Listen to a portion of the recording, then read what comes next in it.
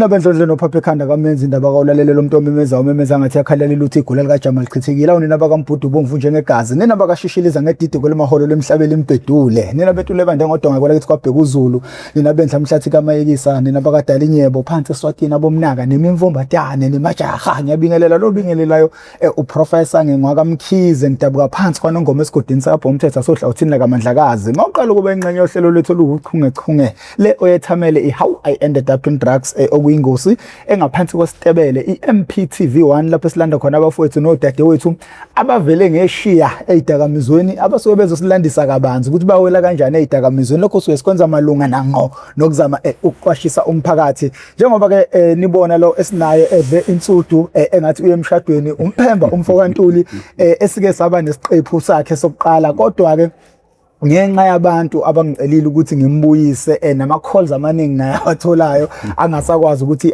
amelane nawo sibonile kubalekile ukuthi simbuyise okwesibili futhi ke manje simbuyisa kahle sekukhona nencwadi lena ayishilo and sizokhuluma nangayo and ngiyacela nje abantu be support kakhulu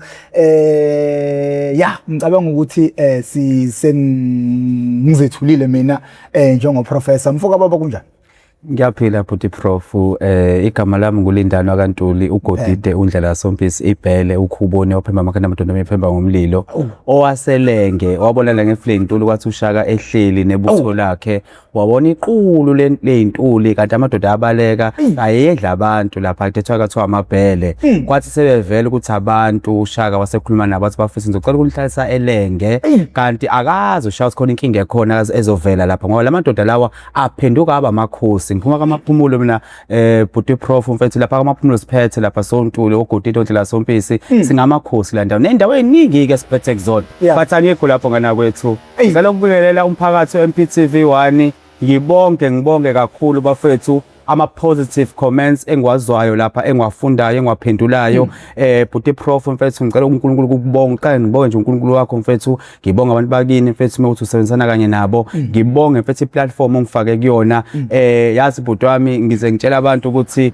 yazi lithatha osemsamo limbeke eminyango ngana kwethu and indlela mfethu engireceive ama calls ngayo ngathi mfethu ngicelebrate ngelona and imphakathi South Africa ngifisa ukusho ukuthi isebenziseni lesi bafethu umntwana wenu lona ifoni yami ivula 24 hours uma ufuna usizo mayelana nedakamizwa mayelana nokugula ngekhanda I'm available 24 hours mhlawumbe ungangitholanga ngoba ibattery phelile ngoba inetwork ingekho iyahlupha inetwork lapha amaphumulo kodwa ngizoyilungisa lo ndaba leyo that's my business opportunity ezokhuluma ngayo ngelinye ilanga methuthu basiphinde silithola ngifuna silungiso le yokugula ngekhanda because omunye uzonga understand because ibipolar ine stage kodwa umuntu ozozibona engacoshi amaphepha bese ke ngacabanga ukuthi nayo nenkinga njalo bhuti wami right Bhuti Prof ngicela ngiqale lapha before ngiphendule umbuzo wakho ngana kwethu kunabantu lapho prophets abakulandela abaningi ama professionals and ngiyafisa ukuthi ngiba recognize ngana kwethu ngibonke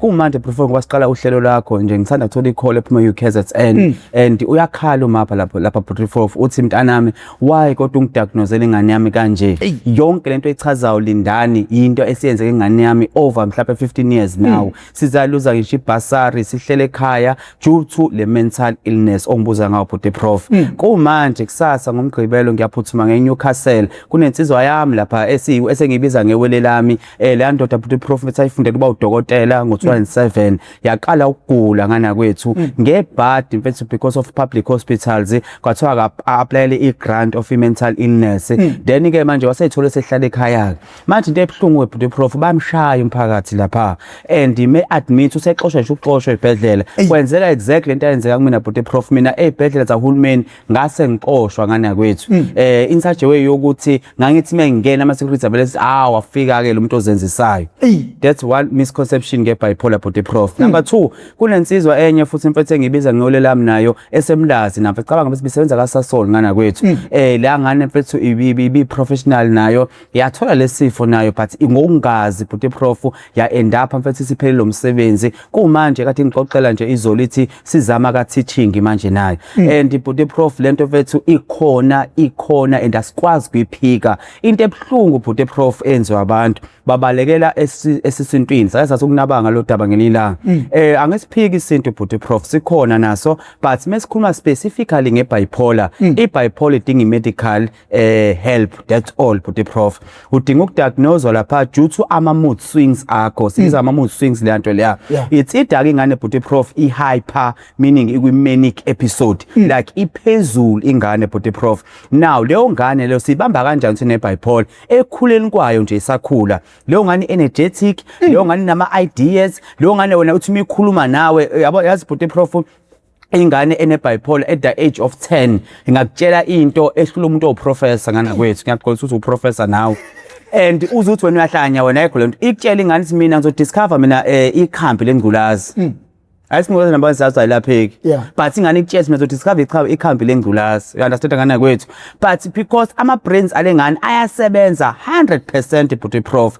Inkinga ukuthi manje iSouth Africa yethu ayinayi awareness ye bipolar disorder ikhulu ingane under lesifo lesi wena mzali awazi ingane iqala iBipolar and awihambisi ama mental institution iyobona ama psychologist ukuze ikwazi ukuthi imaintaineke iBipolar yakhe. I just did a research bhuti prof ngeBipolar ukuthi umuntu oneBipolar ngana kwethu unenhlanhla enkulu kahle kahle ublessed umuntu oneBipolar kanjani na bhuti prof. Uma uthatha medication yakho ngendlela eyiyona yona lokhu kuba phezulu kuba manic kuyacontroleka ube phansi uphile nabo abantu base South Africa because abantu base South Africa bhuti prof umqondo wabo ifunctionality yomqondo wabo abangenayo bipolar mhlawumbe ngayirange mhlawumbe ku 20% kanti nulapha 80% wena zashayisana itimela lapho ngana kwethu. Now ungena kanjani kuma drugs bhuti prof ayisiphela khumbula ukuthi wena u mental intelligent wena ngithi and uyakwazi ukumanipulate abazali bakho bhuti prof. Mina ekhaya ngaqala ama drugs I think year 2000 kasi ngixoxa story sami kodwa ngitshela ukuthi uma wangibamba ngoba sengiqoshwe esikoleni ukuthi ngima drugs ngizokumanipulate number 2 amehla amabovu na amangadala amehla amevele ebomvu noma sengibhemile akangiboni ukuthi ngibhemile and ngiyazazi izinto zokuwash down ngiwash izandla sami sodla umoba sihlala emobeni lapha sidla umoba ngamakhasi omoba siwash izandla siwash izandla sami sobhukuda obvious ubuye insanga ngasanuki lapho wenzani lapho wena uyayigqilaza umqondo wakho. Number 1 une bipolar, number 2 uyifaka ama substance abuse kuzokwenza lani ngana kwethu one day once waba ne depression bipolar iqhamuka kanjena ke it's either uba severe depressed noma uba excited ayithiwa nje bhuti prof kunje ngithi ngana kwethu adlaleni ilotho siyixoxela nje vele udlala ilotho vele upompe ngana kwethu uyithola ilotho kuzokwenza lani kuwena uzoba hyper lapho uzojabula ngithi now the time umuntu one bipolar ke manje win ilotho engekho ku medication uzoyibona uNkulunkulu ngana kwethu uzothela umhlaba uzothela indawo yangakubo bonke abafana utshwala lapho bhuti prof uzongena ama drugs kade engawaphuzi uzothenga imoto obuqhapha bazobe advise kalotho ukuthi no ndoda ehlisa umoya ekuthethe imali yami le and banawo bayawazi ke amalungu yabo labafuthi ngana kwethu ngiyake yabona mina ngathi mengadmit hospital zonke ngana kwethu number 1 mina ngangathintwa mina unesi osa practice akutshela kahle ngeke kwazi ukuthi mina ngine degree mina wena usa practice futhi ukahlala futhi wenza ne certificate ayina ne diploma ufuna unizojova mina no wakwazi ukwenza lokho and lento nkosana bayenza kumngane wami lo seNewcastle kuthiwa nje mefika lapha ubatshela nje labo nesi abasebenza ukuthi imani ke anikwazi ukusondela eduze wami mina kade ngifuna ukuba udokotela mina ngiyawazi amalungelo ami.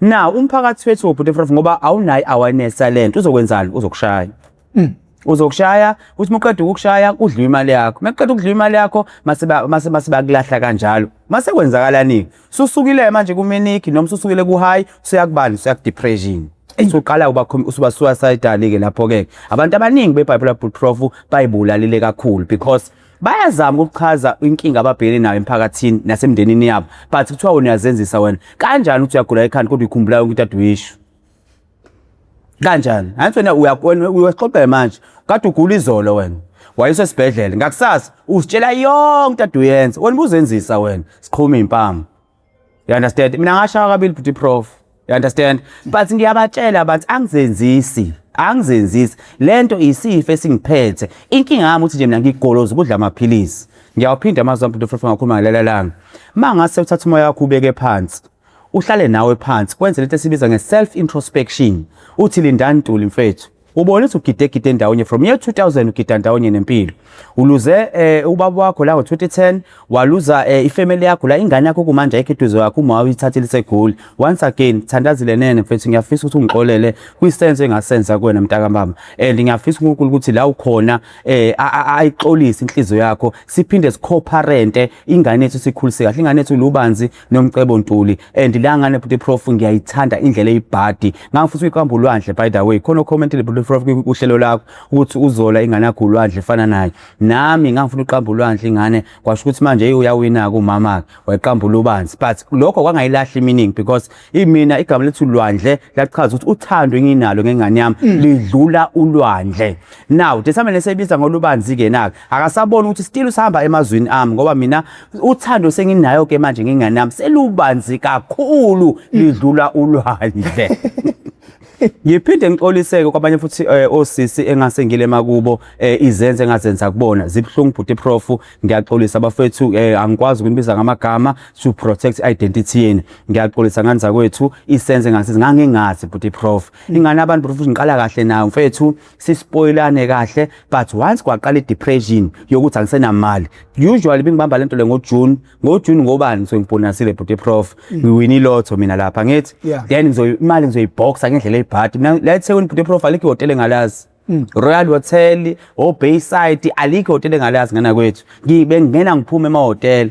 Masiphelile bonus sami uzokwenza lana Buti Prof, ekhaya ngithenge kudla, ekhaya zonke into ebengibhale phansi kwe-budget angizenze zonke, kuzokwenza lana ngana kwethu. Awuzoqala depression athi uNkulunkulu phela wena, ayithena bekubuka wena manje, ingane yabantu manje naye sigoqa izandla manje ibuka wena. Then ke sengiyaqala mina sengigxeka ingane yabantu ke manje, sengithi wena ongidlisa imali yami kuyimina kodwa kade ngivolunteer ukhipha imali yami. Ingakho Buti Prof ngisho namanje ukuthi ngiyaxolisa kubo bonke abantu besifazane engibe nobudlelwane nabo, ngabahetha ama feelings abanye Buti Prof bashela nje move on empilweni abanye. Now maseke Buti Prof sibuyela emuzweni wakho futhi again ukuthi ubona la kanjani umuntu one bipolar. Number 2 ngiyaphinda amazwi last time, umuntu one bipolar uya exaggerate kakhulu. Umuntu one bipolar is very intelligent. Umuntu one bipolar ukhuluma izinto ezingekho la eSouth Africa noma emhlabeni, ukhuluma izinto ezile phezulu. You understand? Kade ngenza research nje Buti Prof ngibuka abantu abanamabhapa ama celebrities abane bipolar. uCeline Dion, I mean uMariah Carey une bipolar. Remember amaculo kaMariah Carey. Remember indlela mfethu wayesimese stage eperforming ngakhona. uVan Damme ngakhuluma nga last time, ama stunts alwamfana la kuthiwa waqala martial arts ena 8 years Buti Prof, wathola black belt wakhe ena 10 years. Ufuna ukuthini ngalo muntu anayi bipolar lo muntu? uVan Damme ipin kick le wayishaya kwi-TV eziningi zazo wayezenza live kwangempela. You understand? uChris Brown Buti Prof, lo muntu wasibambela ishow la eJoburg, how many days Buti Prof? 2 days in a row engalali, a dancer like hell. You understand? Angeke umuntu ophila kahle ekhanda enze lonto Buti Prof. Lonto le Buti Prof uzukwazi ukuyimaintain mzali munengane nebipolar.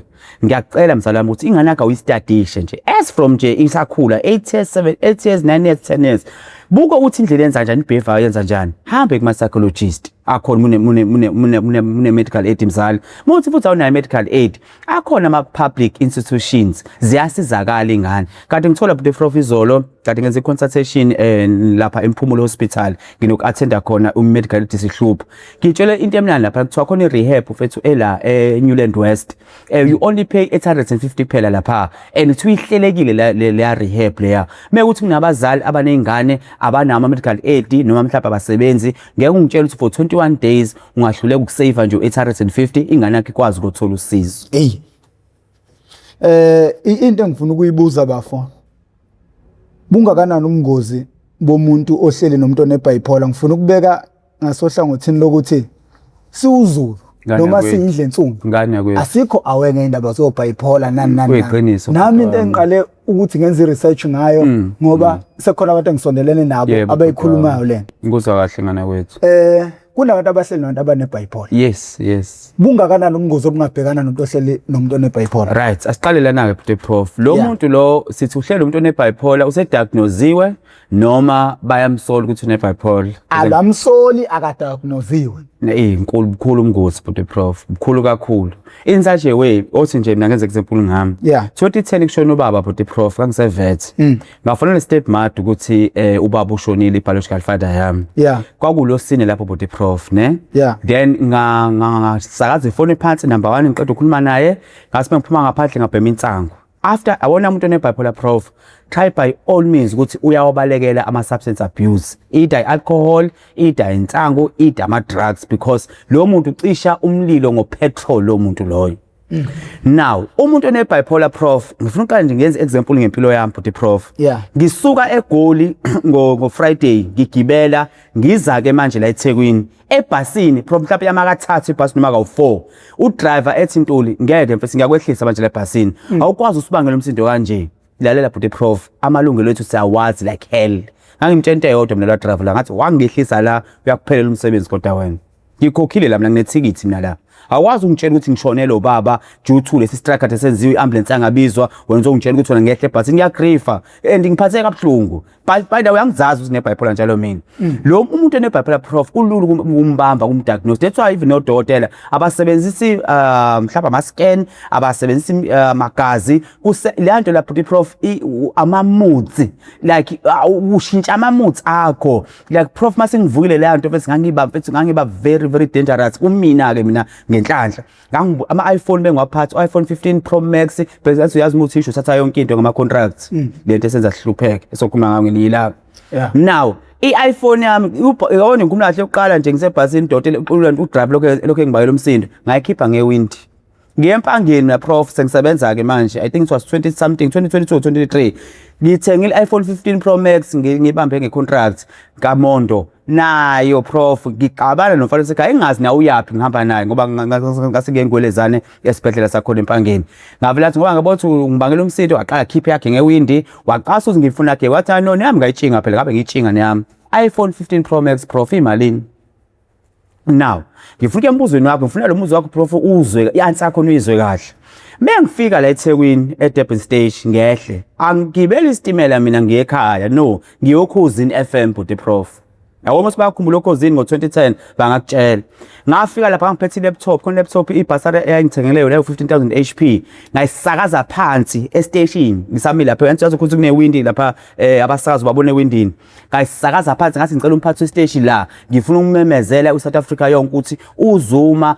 akayeke ukuthi odokotela engabanyusela amaholo naku sezokwashona ubaba ngenxa ukuthi odokotela abastrikeile iambulance ayifika ngekhaya kwashona ubaba wazi yonke into prof ukhumbula yonke into now lento ngikhuluma ngihayi number 2 angizazi ukuthi ngine bipolar you understand now kwenzakalani ke station babiza amaphoyisa nga-escort afika amaveni awu3 prof ngafaka iveni ephathi nendawo yangescort nganginoka kubhewe ezivini makuphi ngigaqaza iveni ngemuva ngigaqaza iveni ngemuva hlanhla leyo usisi wathinteka la sisilana wathi akame ubhuti lo driver naye bangehlisa ngikhumbula kahle prof ngasi semahlathini lapha into angiyibona iyodwa Moses Mabhida kuphela ngashaya ngonyawo prof ngofike Moses Mabhida mase ngiyafika by the way ngihamba ngesikhindi manje lapho sengihamba sengisele ngesikhindi and lento futhi enye into ebambisana ngayo bipolar uyagumula banqunu ngihamba ngesikhindi ngithi ngifika nje secretary asimabheda vele ngigijimisa idonki peri uyathukana ke futhi enye into ke umbamba ngamuntu nebipolar unehlamba ebhad ungezwe umkhulu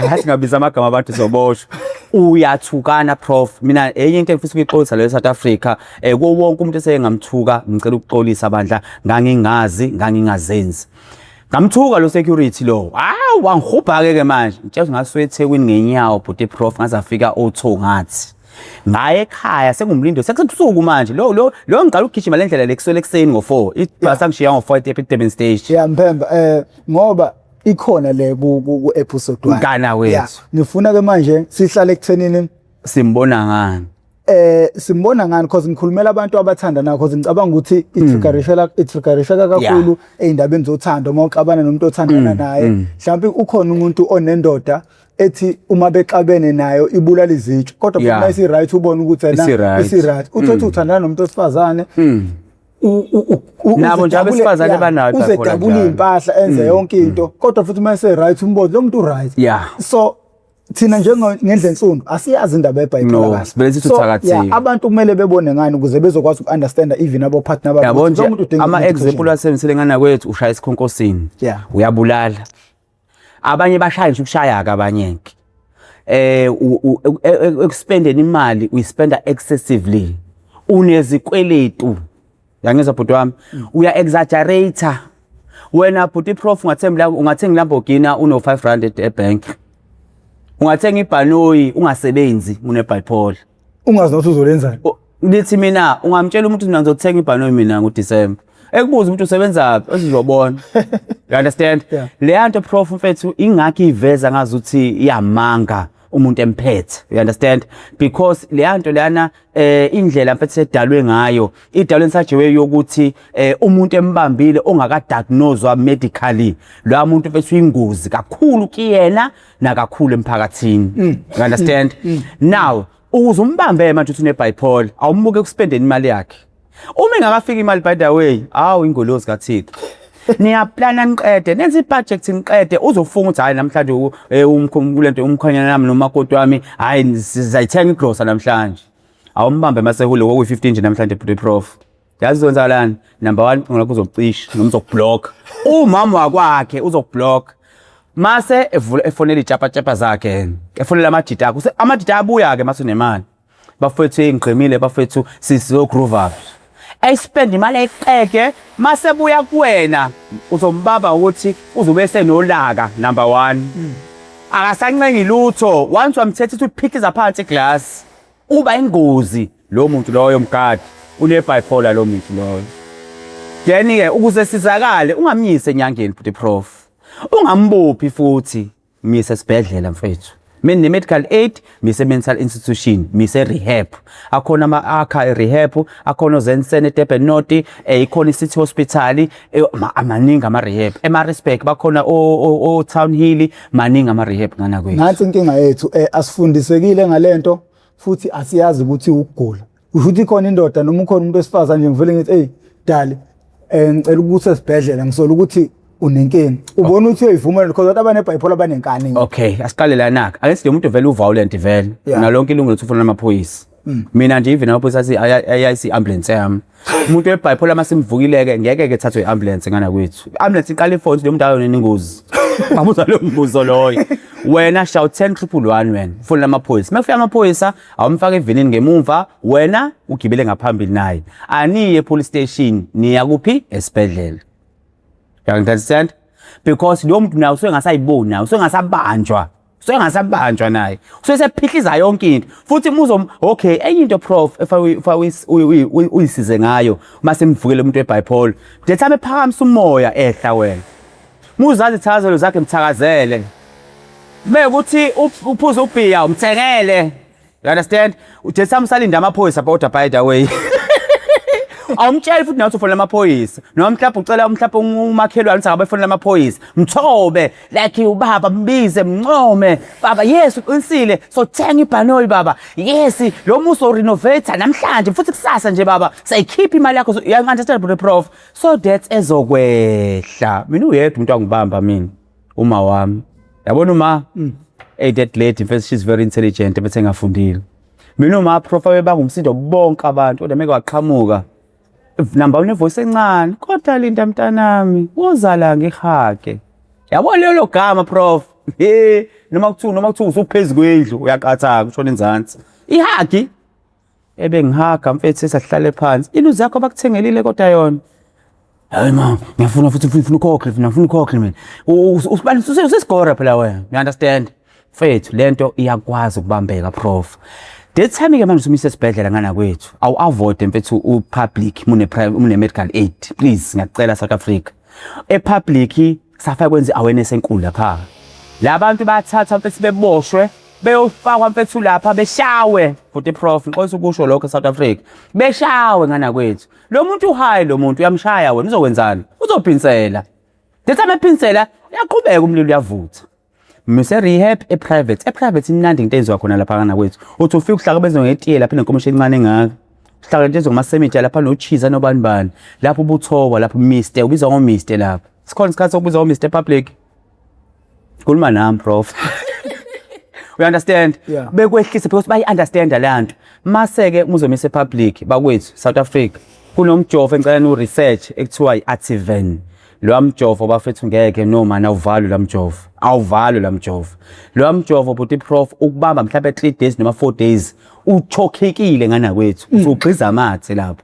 Number 2, i-medication yase-public prof abakwazi ukuyimonitor. Anti zama ufika u-high bayinyusa i-dosage. Ndithanda beyinyusile i-dosage mase udischarge wena udischarge nale dosage high, you understand? U-end up manje usuyizombi ke manje lapha ekhaya. Ingakho phela bawayeka amaphilisi.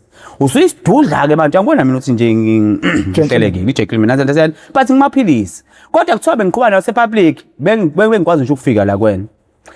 Ukuvuka mina uma weze ngibhunyele ngamanzi befike ngivuke emsebenzini umulala lapho yanokhe kade sixabana nje i-medical aid yami iyenza ukuchinga baba but iprof ngaye public kuthiwa ngihlephula ikota kana ukuthi ngayikhala kanjani ikota ephilisini angitshela ikota uyakhala kanjani babalekele lento ukuthi kungavuka ukugula yes because athi ngafike nga-admitwa then i-medical aid yathi kusayi early refill ayibana amagama amakhulu ke labo mambani kusayi early refill angakwazi ukuthola amaphilisi ami ngabona ukuthi ngiyadefaulta ke phela manje mina prof ke bhuti wami ngathenga ngakhipha nje imali yokugcina ukuthi amaphilisi ngothi i-medical aid yagoloza nawo ngathi sinongo wanginamali angiphuthume public ngoba la maphilisi engiwadla amaningi awakhona epublic yabona nje public ngangidla ephilimu ngangidla i-respiratory ngangidla i-secretary you understand.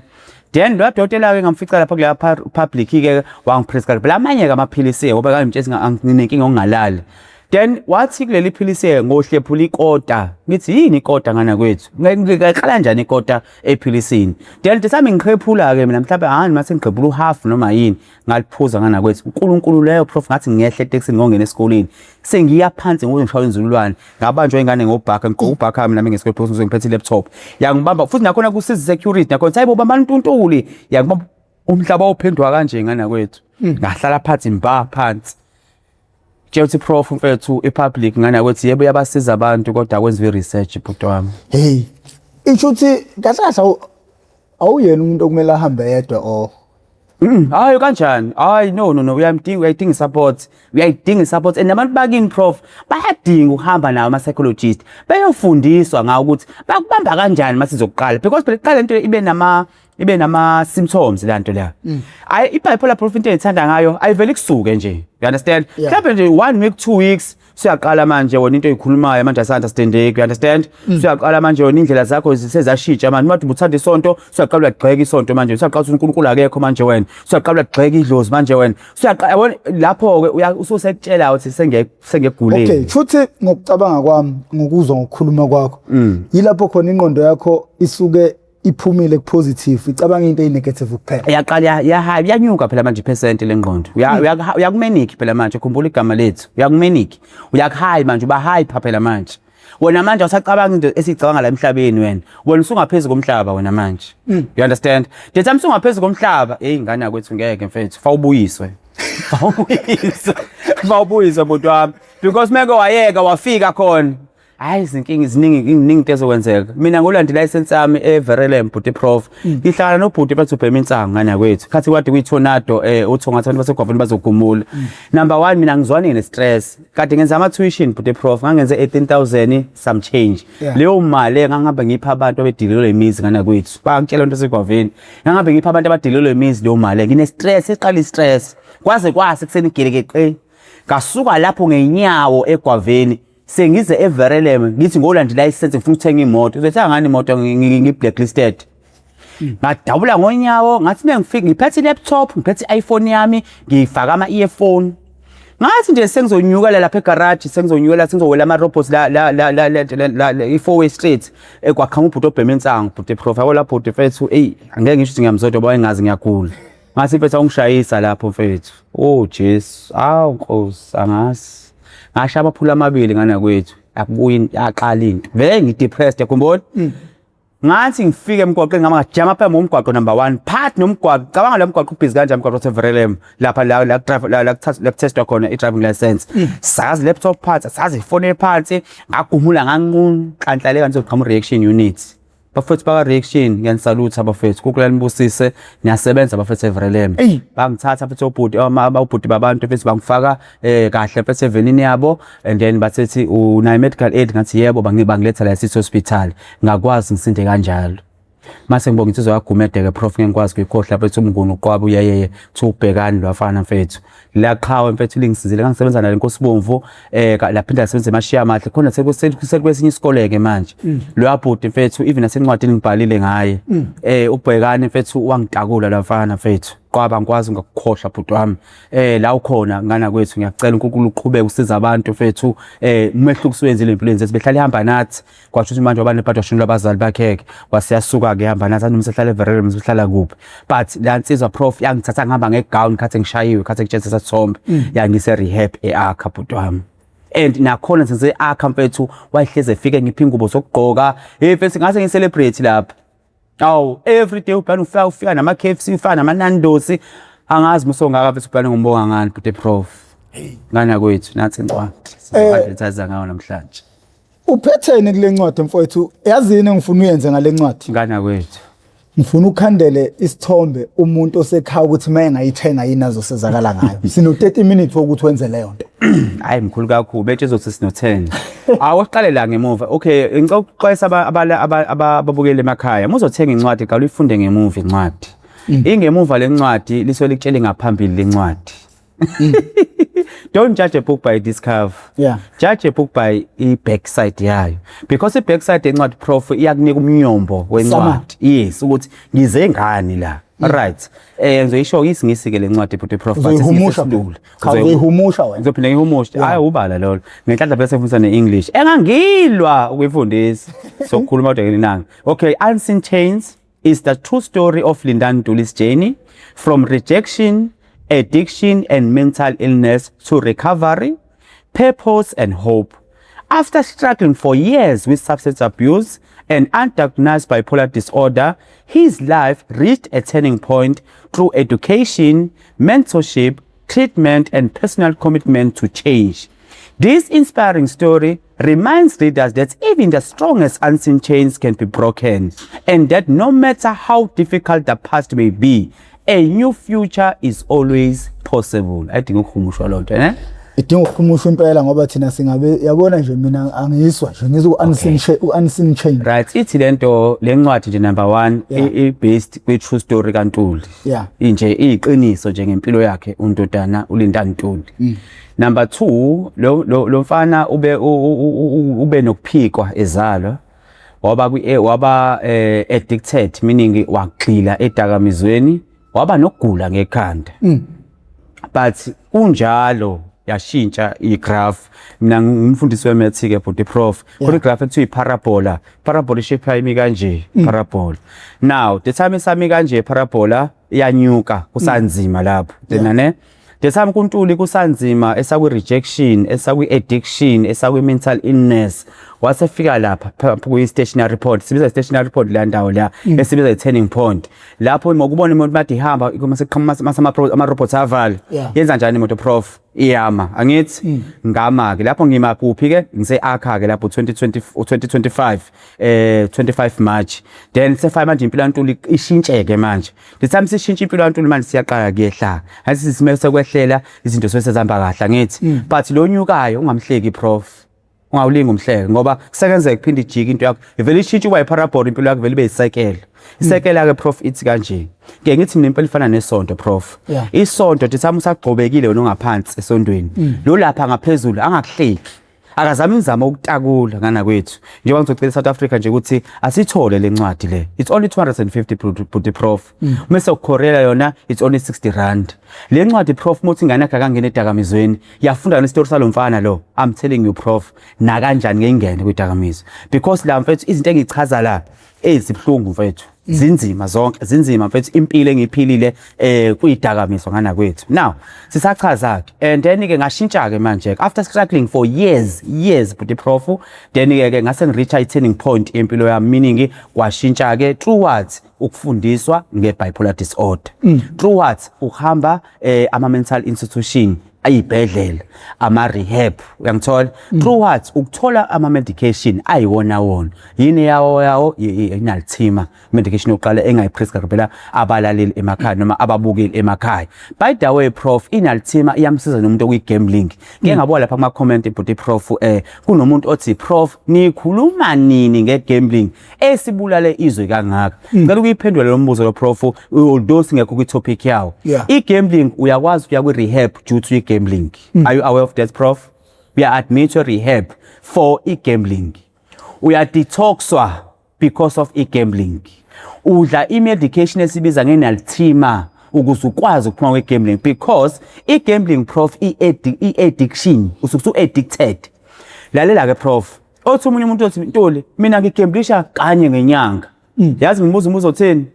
Uluphi lo suku ogamblisha ngalo lo kanye ngenyanga? Yazi ukutshela ukuthini? Mengiholile. Yes, because i-dopamine yakho or i-happy mood yakho usuke uholile iyakukhumbuza wonke ama-addiction onawo. Mewuthi ne-addiction ye-gambling ithi lalela ikhona i-Avance ikhona iBhanoyi asamsotshinga imali yethu lapha kwiBhanoyi. Lalela ikhona i-casino ikhona ile Suncoast ikhona ine-casino lela Muzethekwini. Akhona ama-casino asambe sekhasi ngoba unemali yona yokuganga ongazi ukuthi uzoyenzani. You understand? Now ukuze silweke manje nale addiction esemqondweni wakho sifaye senze njani? Udinga i-rehab ukuqala futhi i-rehab ozothola i-detox kuyona. Yenzani i-detox emzimbeni prof? Iklina manje umqondo wakho ukuthi umqondo wakho awuqale manje ubuyele back ku-prof lo wayengagembulishi, lo wayengabhemi, lo wayengaphuzi, even i-pornography but prof i-addiction uyayidinga i-medication, uyayidinga i-rehab for i-pornography. Even ukuthenga ama-prostitute prof uyayidinga i-rehab, uyayidinga i-medication ebizwa ngani inalthima. Mase kuba i-track lo wangihleya ngayo ngana kwethu. Mase kushube kakhulu ne-track uyayidinga nawo mfethu. I-track asithola phi eZensen Durban North uDr wakhona Dr Maharaj. Ngingakuxhumanisa ngizoyishiya inamba once again masesiqedile. Ubale zonke izinto ezi-addiction lokho kokuzijabulisa ukuziwota ukuzimentizer ukuyibamba lokho bese kubiza ukhokha spam yona nje addiction umphakathi ophelele enzima. Do you know yes we prof ngake ngabuka enye i-research ukuthi yazi umuntu oyibetezayo lesandla sakhe lesaka right siba side kunalesaka left. Ngizokushaya prof. Phela sisasebenza athi uthi kanje wena ngithi angithi wena kodwa la somewhere kuphi nami wenza kuphi lokho the time uthi isandla enzana ama cells ayaluleka ne. La addiction prof inzima kakhulu ke yona uyenza uwedwa number 1 akekho umuntu ozokukhuza ngayo prof. Mfethu wena udinga i-rehab enzima ke wena udinga i-therapy enzima wena prof muthi uyayenza ngana kwethu. Hamba nje uye rehab une-medical aid well futhi ibamba ama-professional lonto leyo. Phela khumbula prof ukuthi abantu abasebenzayo bathanda ukuyitshela bama-independent bona. Uyangithola? Bayitshela ukuthi bona bazokuncenga umuntu ubona. Uyangithola? Esala umuntu ebe lonely la. Desamusuku lonely kwenzakalani? Uyahamba uyothenga. Noma umuntu esifazane uthenga ama-toys izokulimaza lutho zimntaka ma uzogula uzoba ne-cancer yesibeletho because uyazidla vaza wena. Right now udingani i-rehab, dinga i-rehab uthola i-detox yabo nje akha ngayirecommenda for into enjengaleyo. iZensen ngayirecommenda for into enjengaleyo but prof angani mangiyophendula umbuzo wakho ngana kwethu. Uphendula umbuzo wakho? Yeah uyaphenduleka. Okay. Kunama chapter kunezinto ezuthunje ufuna ukuyithinta prof ukugabisela ngale ncwadi. Why abantu abaningi bayabuza le ntana uFriday mfethu usuku olubhizi sifuna mfethu ukubaphuka sifuna ukuhamba indlela zethu. Why event yakho yenze Friday ngomhla 5 June? Ngithi bafethu lento yangomhla 5 June akuyona idate ngivele ngayiqoqa nje noma kanjani. Ngiyangithola prof. Ngicela ukufunda la ku chapter 1 Born into the Storm. Shuthi ngazalelwa ekhukhuleni kuyikhukhula. Ngizalwa nini prof? I was born on 5 June 1987. Meaning 5 June ngo-choose because usuku engangizitshela ukuthi ngizalwe ngalo. Sengiyakudida ngithi ngoba ngithi usuku engangizitshela. Meaning there's a possibility ukuthi angizalwa ngomhla 5 June. Why ngisho njalo? Because in a small township in Tongat, under circumstances that my family would later describe as nothing short of a miracle. On the day I was born, heavy floods had affected the area so severely that there was no transport available to take my mother to the hospital. Roads were damaged, movement was restricted, and the journey to proper medical care was impossible. My arrival into the world did not happen in a safety of a hospital ward, but in the uncertainty of a storm. Even the date written on my birth certificate is not the exact date I was born. Mina abanye bangitshela ngo-29 May, uma uthi 5 June, ngathi ngiyekeni ngi-right ngalo 5 June. You understand? Kunengane prof eyibanjwe depression yokuthi ubaba wakho umtshele enye date, uma wakho umtshele enye date. You understand? Leyo nto mfana wami noma bhuti wami noma sisi wami noma ngana kwethu, it's just a number. Forget about the thing. Kunengane prof eyizalwe iphikiwe ezikutshela kahle mina ngamzondo baba mina. Mntanami uyihetha wena. Uzilimaza wena healer uqhubele phambili impilo yakho. You understand? Now ingakho ngiqoke umhla kabani 5 June ukuthi kube usuku le launch, because lolu suku prof mina mfethu sengal understanda ukuthi lenza impact empilweni yami, because if uma awazange ngesibhedlela ngaba nginalo usuku lokuzalwa mina. It's better ukuthi ube nalo usuku wrong than ukuthi kuthiwa awuzazi ukuthi wazalwa nini. Angani ngisasithethe ngikhuluma ngayo. Yeah. Bathi nge5 kwakunezikhukhula. Yebo 87 ezinzima shiya lezi zibe khona kuthiwa ikhukhula zangampela zabakhona ngo87 prof zazinzima kakhulu ngana kwethu. Awucabanga ukuthi mhlawumbe empilweni yakho ngoba izinto zizikhukhula zinje ngabe mhlawumbe nakho lokho kwaba nomthelela ngoba endulo ingane ibiqanjwa igama ngegama bezenzeka ngosuku kumele ngosikhukhula manje prof sengizobizwa usikhukhula. Usikhukhula kwamanje. Oh ngikhukhula prof man. Mfethu ngasho uqinise ngiyakuvumela mina kulelo point prof, because mina ukukhula wami yazi mina prof ngikhumbula ngisho birthday uma ngenzela wona ngina 1 ethenga ikhekhele emoto. Kubiza almost umphakathi wonke sasahlala driving sebasusa wonke driving manje because of amabhanoyi anisabile ngamele bebona imjondolo ayibo uthi ngithule ngaze ngiphethe. Lapho prof sasahlala driving uma ngenzele ibirthday ngina 1 year. Into engenza ngikhumbule lento angazi uthi yini, because I'm sure umsawu na 1 year iyo le bible athi ukhuluma ngayo. Yangithola prof. But la design umanzi wayesenza emadaldini umlungu wakhe nje wahamba nje womdesignela abantu abadesignela amakhekhe laba kwaba ikhekhe lemoto, and uthiwa wamtshela uma ukuthi lengane yakho le he would be filthy rich. You understand bhuti wami? Mina prof bese ngihamba abantu bamanga, the first thing webengitshela yona hey mfana unemali unenhlathi isithathu ukuthi amanye bebeze benzikemele lokho abanye. You understand? But prof impilo yami ibikhukhula up until ngize ngiunderstand. Up until ngize ngifunde. Prof, do you know ukuthi umuntu kunabantu abangazazi bawoba. Mase ngikubuze nje prof ukuthi ubani uprof? Why konke amagama khona wangathi uthi udoctor, wangathi uthi use, waqoka ukuthi uprof. Why wathi uprof? Mina ngazalwa mina umama intokazi ekholwayo nobaba wewindoda ekholwayo. Babekholelwa ekuthenini mina ekuzalweni kwami ngiyoba into enkulu. Uyakhumbula ukuthi ukuqanjwa kwamagama phambilini bekungaveli nje kuqanjwa igama ngane kwethu, kodwa bekuthelwa isibusiso phekwe ekhanda laleyo ngane. Nje profile pic yakho nje uma kuthanda uma wakho lokuthandazela. Ya umama lo songithanda. Amen ngane wethu, amen. Babe nawo lento ukuthi ngikhula ngibe into enkulu. Yingakho bangibiza ngoprofessor. Isekhaya bathi uprof. Yebo lisepasini. Unama ngitshela isiphambano. Mina nguprofessor mina Mkhize. Ngane kwethu. Awuthi nickname? Hayi ukuthi ngalithola etshwaleni noma egroundini. Prof yakho. Now, khona ichapter ngicela ukuthintela yona prof, iring le. Abantu balokhu bengibuza le ring. By the way ngilimele la umnweni ingakho ngifayeka right. Kahle ihlala la ka left le ring. I think this is chapter 20 chapter 25, the ring that changed my identity. Ngizofunda kancane futhi ukuze uyithenge. Ngikutshela prof umuntu ofuna ukusiza ingane yakhe mfethu. Noma naye ukusiza naye. Yazi le ncwadi prof yabona le ncwadi kahle yabona kuma award mase award abantu ababhala incwadi. Angazi nabo ngifaka iphi category kale ncwadi. Because le ncwadi prof la motivatani la asiketazani la.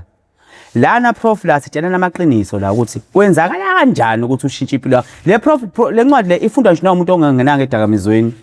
Ifundwa umuntu prof la othi mina ngifelwe abazali ngisamncane ngistakile. Do you know ukuthi kunomuntu prof sik 2026 manje kodwa ngisaphila ku 2020 ngeCovid khathi eshona lomndeni wakhe wonke akadlulanga ku 2020.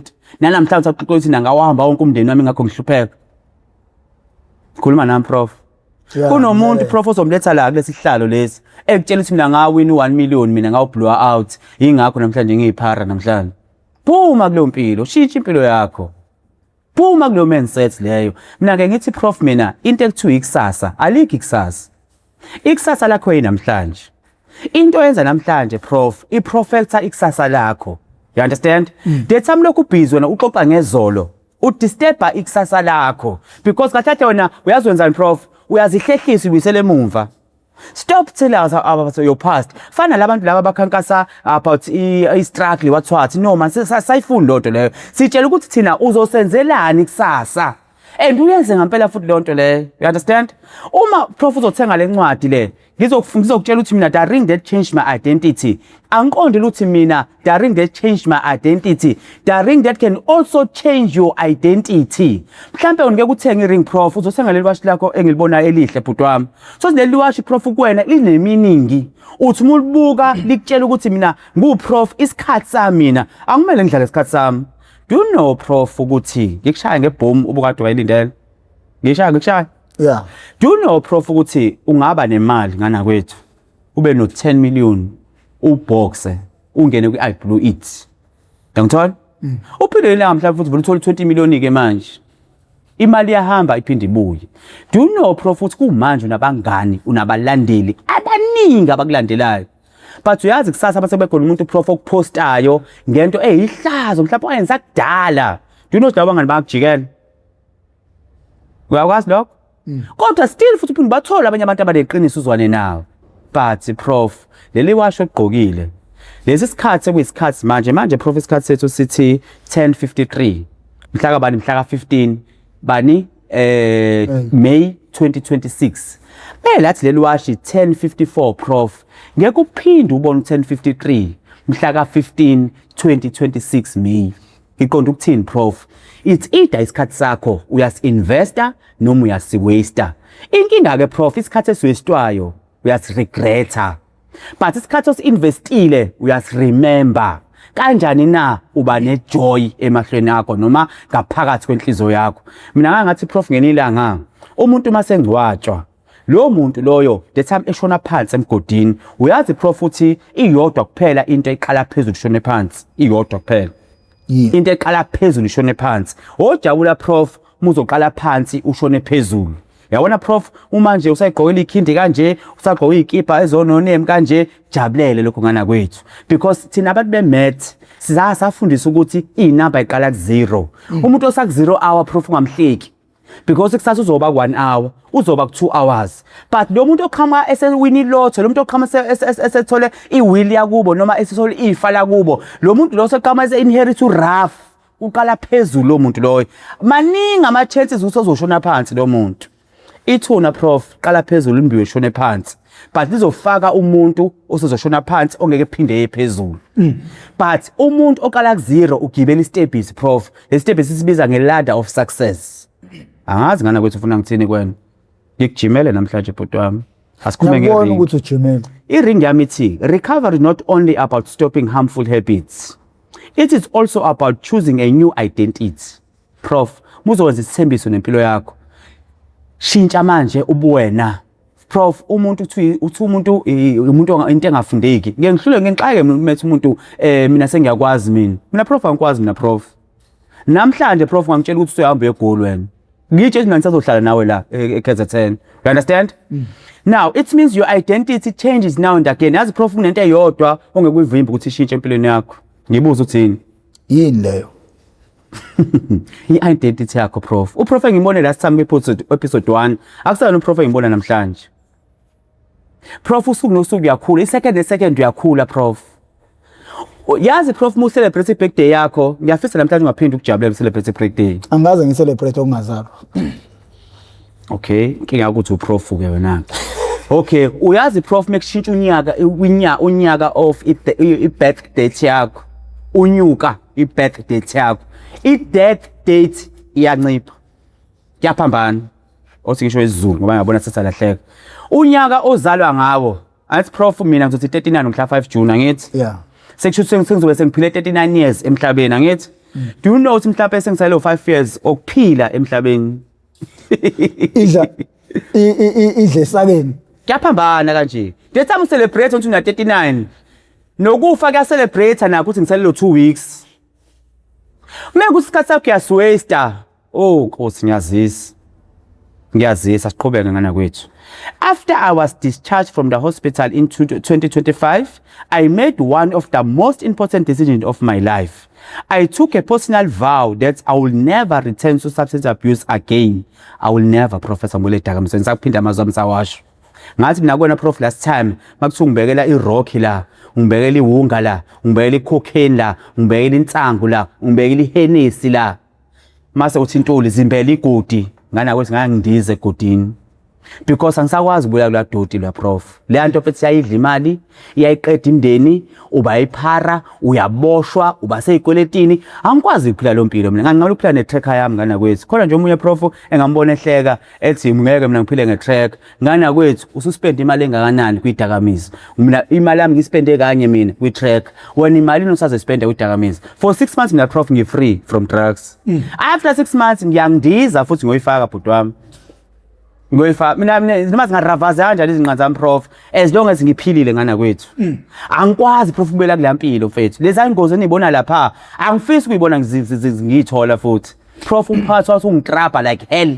Because badiniwe abazali ukuthi ingane zabo ayisakwazi ukuthi manje ziqhubeke ifuna prof nathi ngikhipha ingane eningi ngana kwethu. Number 1 umfana wami use road kadenza i-pharmacy wa graduate degree ngathi ndu awukwazi ngefana wami ukuthi ubuzo osebenzela umuntu wena phindela uyokwenza masters. Hawu bhuti sengijakho sebenze ekhaya bahlipha ngathi ndu hamba uyokwenza masters. Ngilofana ama-vet prof owenze CA chartered accountant. Uka-3rd year manje but une-2 ezo4 ikuta ezo4 uyifake ka-checkers. Ngathi vusi uma uthola ibhasari awulingeke mfana uyidlelo mali leyo. Leyo bhasari leyo yokuthi uvule ibhizinisi yakho ngoba wena ngifuna wena ube usomabhizinisi uyimele. Nginengane Professor Rhodes ekuthiwa Samantha Mfeka. Leyo ngane prof ifundele kuba udokotela. Ngathi mntanami ungawenza wonke ama-profession but ngicela ungenzele psychiatrist ngoba ngifuna silwe lento ethiwa i-bipolar. Ngifuna ungiresearchele nge-bipolar kwenzakalani nge-bipolar. Prof ziningi ngane seyigiqezile ngana kwethu. No bakhona abantu ababebhala lapha ama-comments bethi uthisha wami nalo we-actual science ambuboni basekelwana ke bese isikoleni sebemcwasa lafana prof lo wayefunde usefunde kuba i-actual science manje. Do you know ukuthi umuntu we-actual science is prof hola malini? Lutho uyazi umhlaba wethu uphethwa umnotho ephethwa ama-actual scientists labantu awuthi uyichaza kanjani i-actual scientists labantu laba estimate irand ukuze kuthiwa siku-recession ayishiyo nombala lonto leyo. Ashiyo nombala lonto ungangitshela ukuthi wena prof mina in 5 years to come ngizobe ngi-bankrupt wazi ngani uyenze i-research wangitshela lokho labo bantu prof bambalwa mase wenza i-research manje ucheck ukuthi bangaka abantu abamnyama abama-actual scientist ngashaya ihlomo ukuthi above 100. Ibucayi liyakhozi prof ibucayi indlela ibhadi liyakhozi prof. Lo mfana prof engitshela ethi thisha uNtuli mfethu ngiyafisa ukuyenza le course kodwa manje inkinga methi ngiyayifeyila ngathi ungaphindi washo lo magama. Do you know prof ukuthi abantu bayikhesa bona into abayikhipha olimi labo? Yakwazi lokho? Yeah. eBhayibhelini prof kuthiwa linamandla ulimi noma yini oyikhipha ngolimi lakho iyona into ezoba yiyona.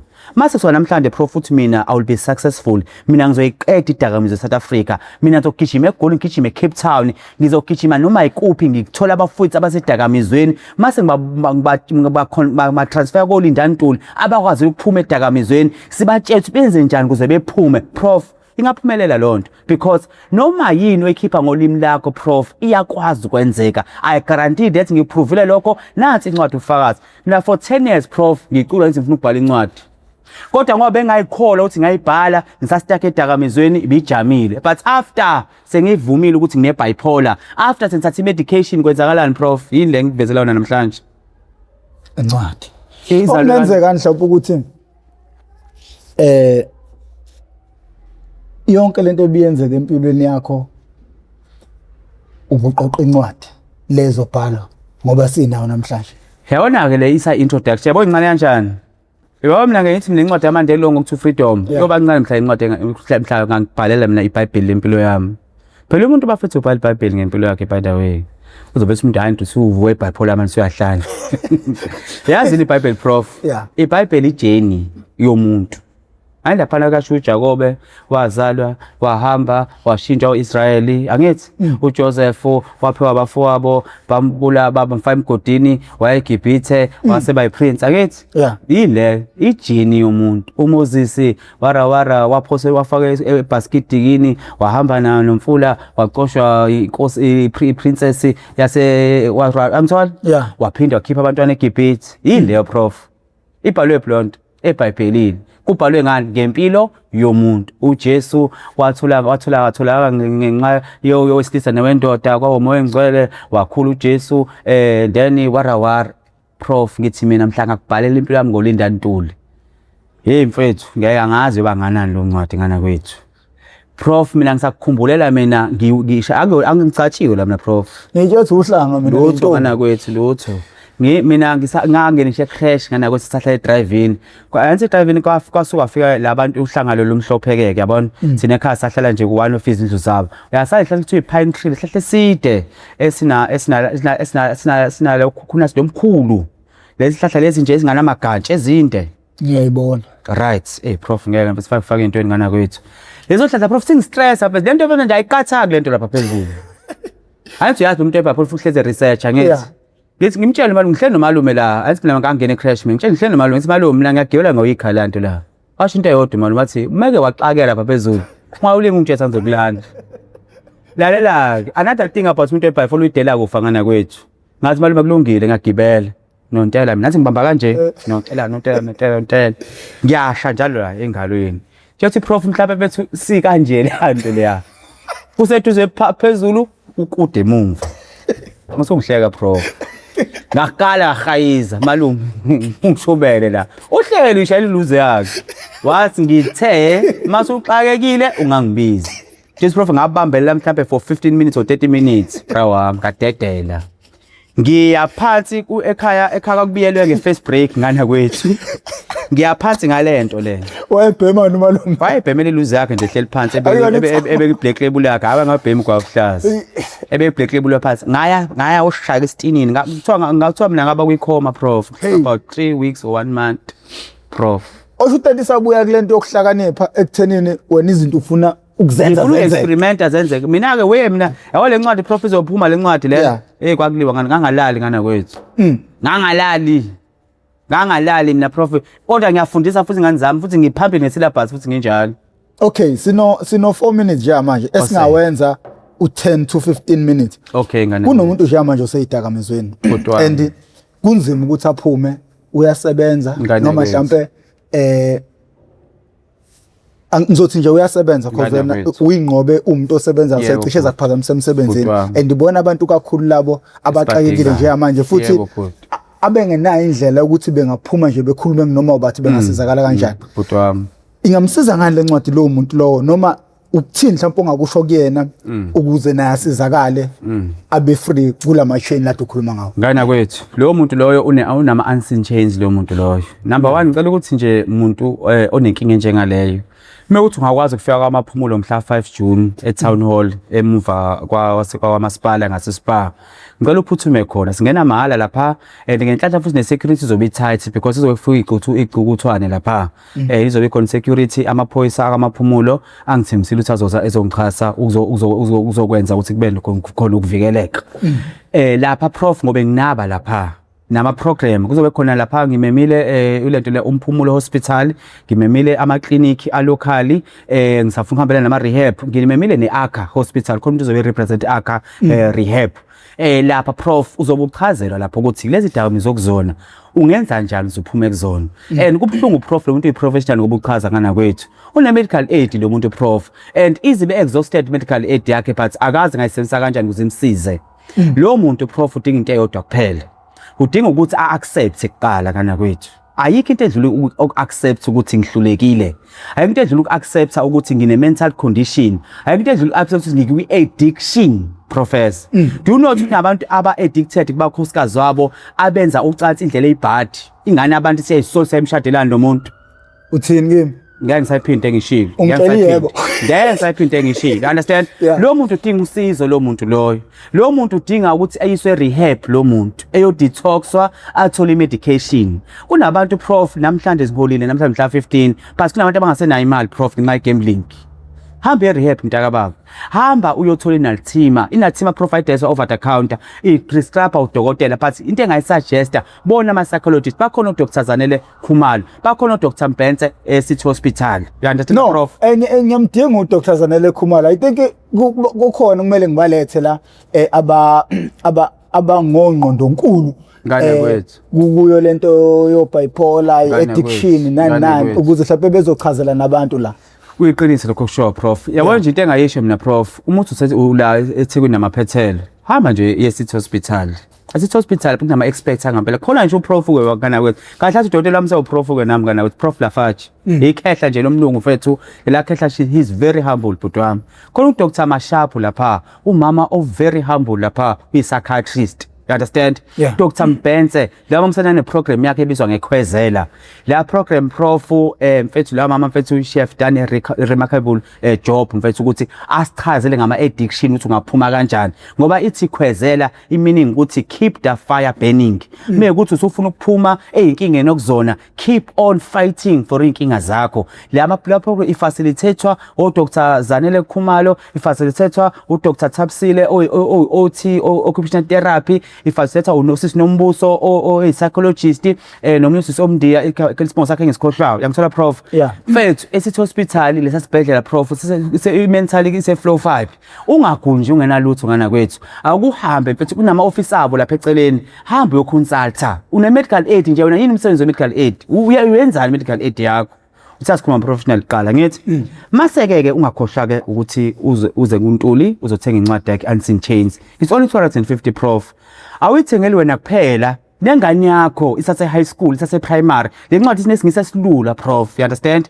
Iyafundeka understandeka ikuthi ingane iqwashe ukuthi mingene edakamizweni izoyigaxelisa kanjani. Kunezingane ezikwi rejection professor phikwa la izothi mifunda le ncwadi ithothi ulindani waphikwa ibonze why not lokho ngihleli mina la lokho ngistress la ngikhala ukuthi mina ngaphiwa therefore ke ngiphumelele. No, wena ungawaqashula lo maketango ukuthi uthenge le ncwadi u250 futhi ngiyahamba nezikole prof. Mina ke angilona celebrity prof angikhokhisi ukuthi nje ngivalo petrol ngifike lapho ngizosiza izingane makunama principal prof alandela uhlelo lakho awangifonele mfethu ngize ezikoleni ibambe yakhulu ingane mayisafika lapha yathi grade 8 grade 9 prof ukwi stage esinzima kanjani. Yeah, even abaseyidakamizweni ila baqala khona ukuphela baqala lapha prof. You understand? Kumanje prof kunengane mina yamade ngifundisa u grade 10 last year ise Westville ngane babamba inkunzi babulala umuntu bamfayibhuthini.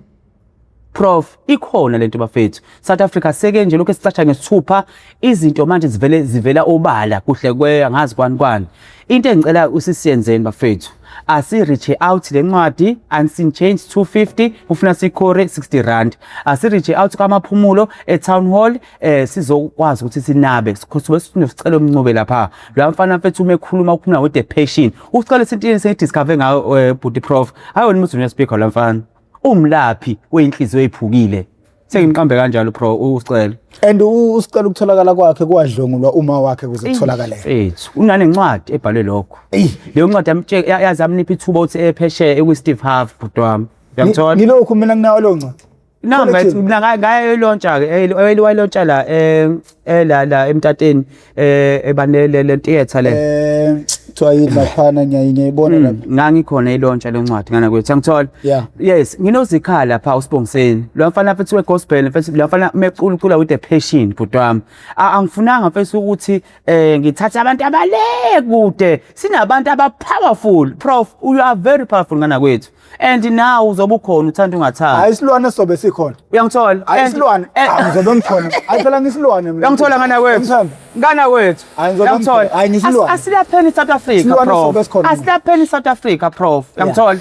Mfethu le nto mfethu iyakwazi mfethu ukuthi inqobeke. Idakamiza zanqobeka prof. ngikuphrovile ngami lokho uyaphuma gele ke edakamizweni 25 March 2026 bengiqeda unyaka mina ngiphuma edakamizweni and next year prof ngiyafisa mfethu muthi ubusegoli uphesheya ngokucela mfethu mhlawumbe ngi-interview online ngicela 25 March 2027 prof ngiyayicela interview yakho mfethu ngikutshela sengina 2 years ngi-out of idakamizwa ngenxa yani ye-tracker ngenxa yani yenalthima ngenxa yani yokuconsulta udokotela every month mengisola kona mina prof ngine-appointment no prof mina udokotela wami njalo mhla 15 mina imali yami yokuqala ithathwa uprof mina you understand ngihlale naye phansi angibuze Ntuli what have you been Ntuli yonke lenyanga le iziphi ixeso benazo zonke lenyanga medication yakho siyenze njani si-adjust kanjani medication yakho engithatha amagazi echeck ukuthi le medication engiyithathayo ayingilimazi yini ey'bindini you understand ukuze mhlawumbe angiprescribele amaphilisi angakwazi ukungisiza ukuthi ngikwazi ukuba safe because maningi amaphilisi engiwaphuzayo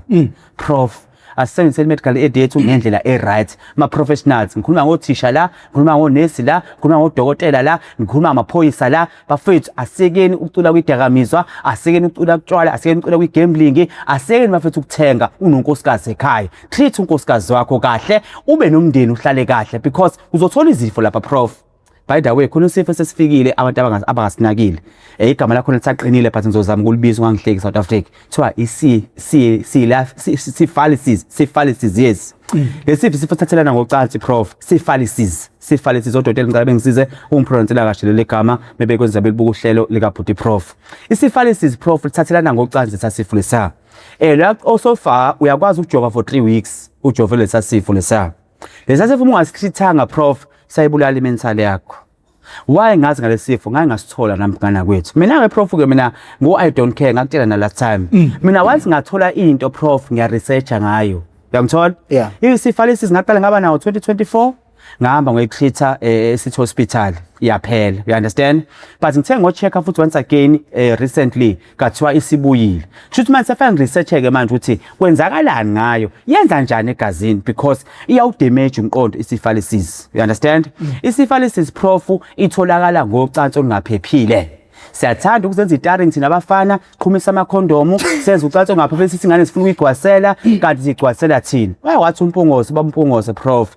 the time lokhu udubula ziyaphela inhlamvu iyona prof ukeda laphana egameni ade ukhuluma ukuthi kunezingane njengamanje ezingakhona ukuthi ziqhube kahle empilweni ngoba zaphika and lento yokuphikwa kwengane naye umuntu ophikiwe melazi ukuthi ayishayi kuyena kuphela even umuntu wesifazane lo okusuke kuphikwe kuyena ingane naye iyambulala le nto leyo so kufa abantu ababili nomuntu oyedwa ngesikhathi esisodwa ngane yakwethu nengicabanga ukuthi mfowethu lencwadi le izocover zonke izinto ezinjengalezo mfethu yabona nje prof lencwadi mfethu ikhuluma mfethu ngento eziningi mfethu yabona nje ngane yakwethu ngaphinde ngabhalela ke mfethu nosothandiwe mama letter nginama letter ngibabhalele wona mfethu prof kunofanele ngicela ungakhohlwa ukumention prof may he so rest in peace igama lakhe kuthiwa umncedisi Mchunu that young boy prof ngangenza grade 12 enza grade 11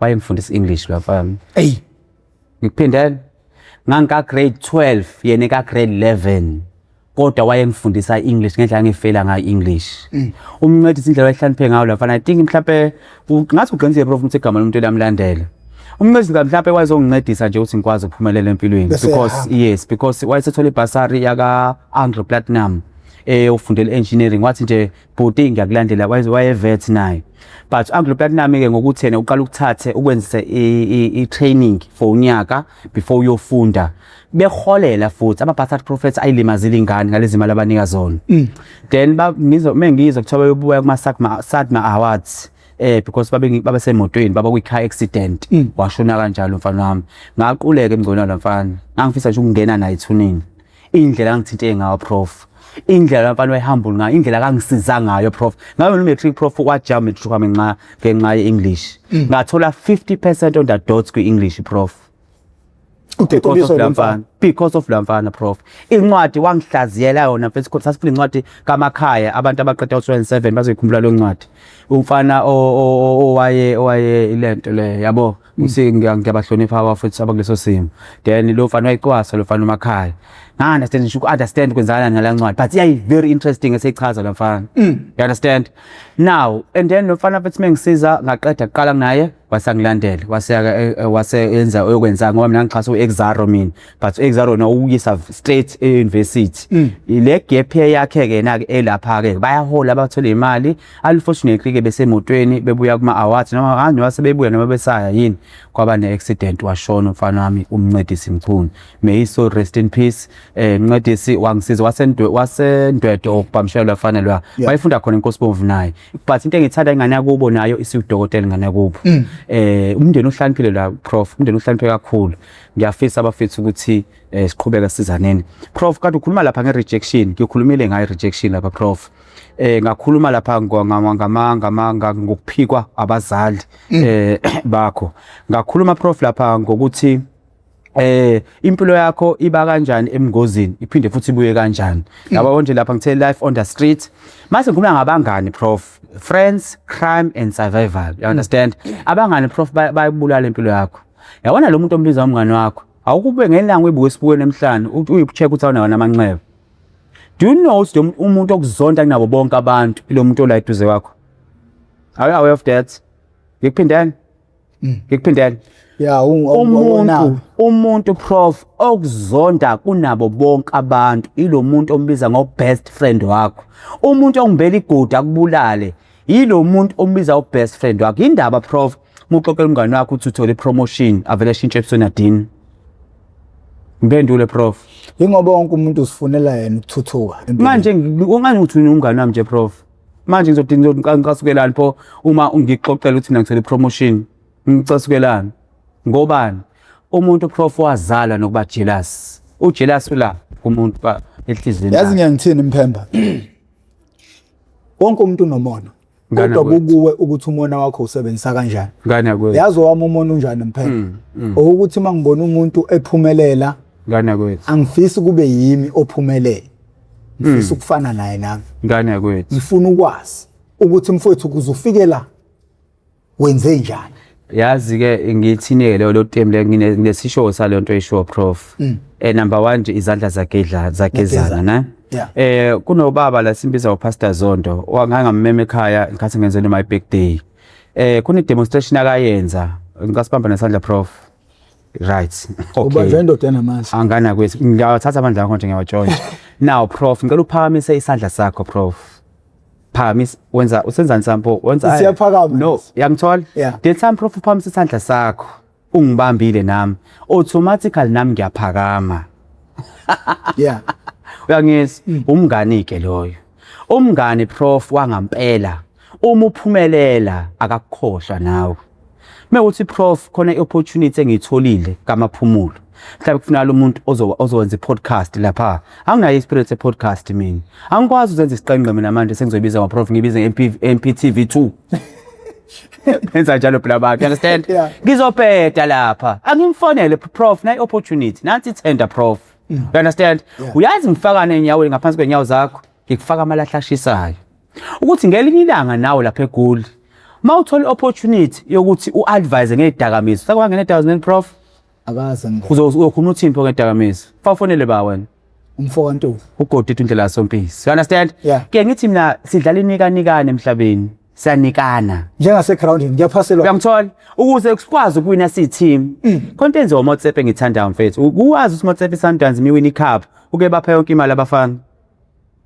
uyazi lonto uthi uke bapha yonke imali ecup ethi thatheni amabonusini lawo uyazi wenza uMotsepe kalapha it's a strategy lonto leyo uyaba motivate abafana ukuthi bengake belinge bedlale umsangano la because sebe mentality ukuthi ubaba uMotsepe uke nje singalindele athi abatshesi kule cup ngizonipha imali ingakho Sundowns ihlezi wina kanje it's a mind game strategy khona incwadi engifunda prof ethi brain rules brain rules ithini prof ithi impilo yomuntu ilele emqondweni wakhe do you know prof ukuthi future yakho yabona letafula le prof alibanga itafula nje kanje laqala abayihlahla letafula kwaba khona nomuntu olibuka sayihlahla athi no lesihlahla lesi asideserve ukuthi sibe ihlahla sideserve ukuthi sibe itafula cala ngiyangana kwethu mase ngikhuluma i-second chance okubuyela esikoleni prof kunengane eziningi ezaqeda ikole la prof but lezo ingane mfethu zisitakile empilweni ntakababa noma kuthiwa una 20 noma kuthiwa una 21 phindela grade 11 uyoshintsha impilo yakho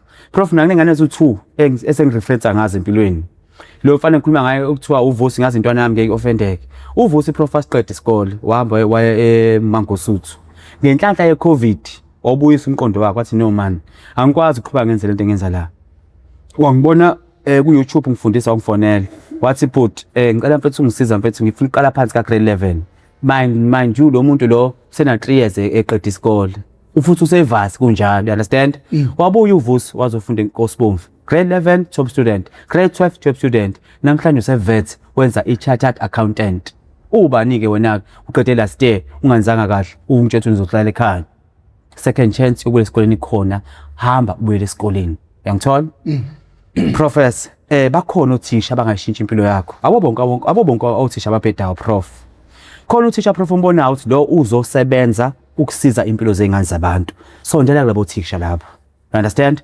akekho umuntu prof onenhliziyo enhle odlula uthisha because siporekile lapha ezikoleni but ingane ziyagalavanti ingane ayifuni prof ukuthi sizondele kuthina yazi prof ayikho into emnandi ukuthi ekseni prof ngisahleli ngisastressekile ukuthi ngizoprepareyani vele ukuqhamuka ku prof Mr Ntuli lekade ngizamela nje le problem le ku pass paper yako 2023 ifanele exam ngizamile kodwa ngahlula ngihluleke phi se yazi vele ngenze njani ngingenza njani beyothi nemali yabo nje bangiholile vele ngikhipha 50 rand ngithi mi ngiyakupha kusayi answer yakho yokuqala umbuzo ngibuza wona Mngicanga ngizokuphelani ngani 50 rand. Ngishiswa imali. Motivation ngana kwethu. Ngiyayimotivate ngani ukuthi uyazi prof ukuthi khona into yashiwo lapha ke education. I-education qala yayi teacher centered. Manje isi learner centered. Okay. I-teacher centered ithi mina teacher ingane ngiyitreata njenge robot. Mina teacher ngu know it all. Mina teacher wonke ama answer kumina. Uyabazi abakhuluma ukuthi shabaqala besibe manje ebhodini ehlanzela ama-answer bekulela beqala khuluma sekufaka induku yabakhuluma ukuthi shabaqala abasekho manje phela manje asashayi manje prof do you know ukuthi ingane sami ungena eklasini khona ulwazi sinalo the time so introduce i-chapter prof wenze i-pure maths esikoleni noma wenze i-maths pure maths now ngiyinkinga futhi ayasingayiqala ukuthi asingaqali asingaqali right prof unaso isikhathi sokuluza yonke into ngiyakhuluma ngalokho uluze nje yonke into empilweni yakho but futhi ziyakwazi ubuyinto zakho zayiphindwe ka7 kuma insizwa uJobe prof uJobe waluza yonke into wakugula nje ukugula wawuntuli wagula untuli mina prof kwahlukanisa ingubo zami ngahlukanisa yonke into ngaphihliza ama TV everything ayiluza mina ngiqale phansi mina nalasama ngitshela la suit ayigqokile isuit entsha leya kwalokho lo mpatanise ugqoke namhlanje kusha prof uyakwazi ukurestart empilweni ngithe prof last time abafethu abasemathekwini abastakile la abafethu abakuGoli abafethu abakuCape Town abafethu abayaphesheya bethi bokhupha imisebenzi baqakeka zama imali yokugcina manje ukuthi uthathe ibhanoyi ubuye ekini futhi ungabuze elokishini hamba emakhaya prof ikhona impilo emakhaya bhuti wami ikhona impilo emakhaya yazi prof emakhaya ngiduma ngena mali but uyakwazi ukuphila emakhaya ukwazi ukulima prof emakhaya uyasenga prof emakhaya uthatha umbili ugqobo umbila prof uwenze beyimpuphu umbili understand emakhaya prof ukwazi ukuphila inyanga yonke ungakhipha usheleni esitolo hamba okho imfino lapha emakhaya kunokotapeya kunama fruits lapha kunobanana prof lapha fethu siphila impilo emnandi by the way abantu masebakhaya indaba ephila isikhathi eside compared nosemadrobheni umbuzo ogcina ukubuza wona lo ukhuluma phela nomnikazi wayo leyo nto tshela mina iphendule umnikazi wayo abantu abasemakhaya basancike kakhulu kuyimvelo kunabantu basemadolobheni abathenga ngisho emakhaya uthotha umunye utamatisi ukhe engadini ispinashi olethisi izinto ezayitshaliwe lezi ekhaya even o beetroot they are more into organic food than local processed food ngana kwethu now that is why bephila isikhathi do you know ke prof ukuthi leli tin kabhontshisi olithengayo uyazi ulethi na bhontshisi othenga lapha ekhwanini lapha ekhwanini na uyazi le braai pack le esitheka nje ngana kwethu now then ke gcineni ke mfethu siphindeke izinto ishintsheke mfethu siyakwazi ukubreaka ama point uzakwazi ukubreaka ama boundaries esinawo and then ngakhuluma ngering prof as a reminder mhlawumbe ungathenga ichain mhlawumbe ungathenga iwashi into ezokukhumbuza njalo ukuthi fawushintshe. Then ekugcineni ke Prof senclose ke mphakathi ngiyacela abafethu ukuthi nifike amaphumulo singena mahala nizongichasa sithenga incwadi sisaqala say pre-order incwadi ngisendele lo poster ngizocela no Prof na ukuthi ngi-attach ke shiya ilokhi number abangakufonela kuyona. Okay, le number bese ngishiye eqaleni 074 ngizocela ufethu angiboleke ifoni siphinde sishiye futhi yes number yami. Ayibo uyazi number yakho? Le number yama business le Capitec le number le manje business number manje. Okay, athi ngibo ile nginayo vele mina 074 ngana kwethu. Okay. Right. And then ke siyakwazi bafethu le ncwadi bafethu is very packed. Uyakwazi ukusizakala la.